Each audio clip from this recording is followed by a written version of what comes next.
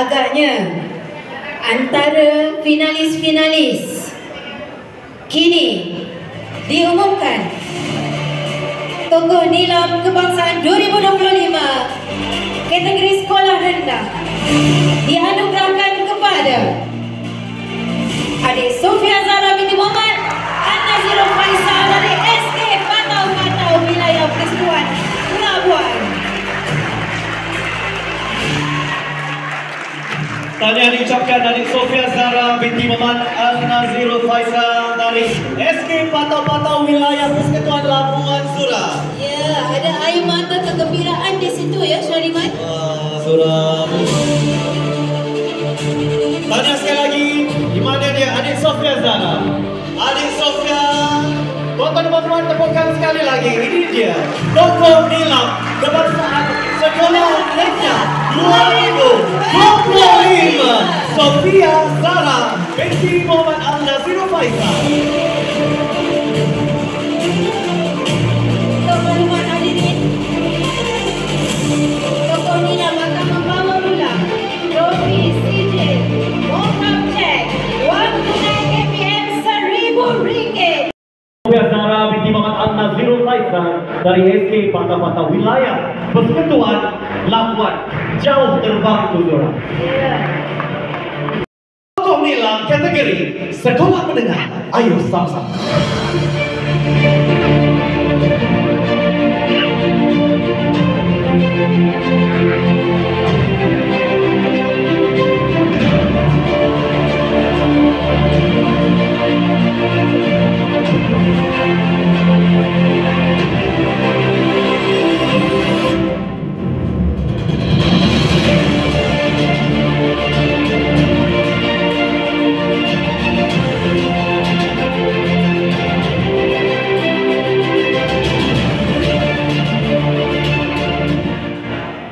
Itu dia calon tokoh nilam kebangsaan sekolah menengah.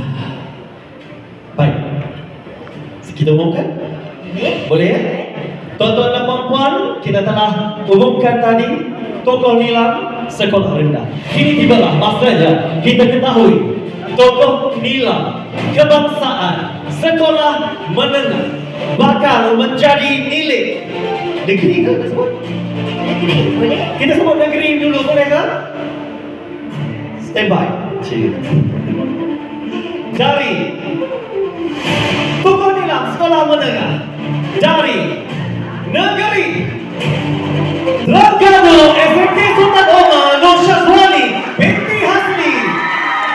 Tahniah diucapkan kepada adik Nur Syazwani binti Hasli SMK Sultan Omar negeri Terengganu. Tahniah diucapkan. Sudah seperti yang kita cakap tadi, mereka diuji dengan penulisan, penghasilan video kreatif, bercerita dan juga menduga.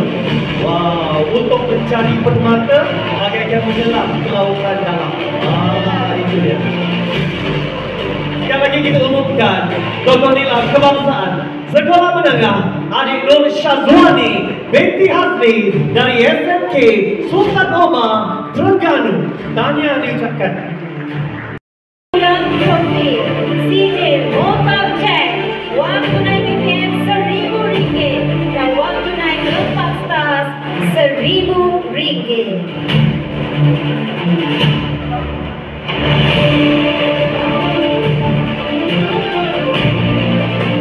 Ayo kita abadikan gambar kenang-kenangan bersama tokoh nilam kebangsaan. Alhamdulillah. Perak je kita ambil gambar perak.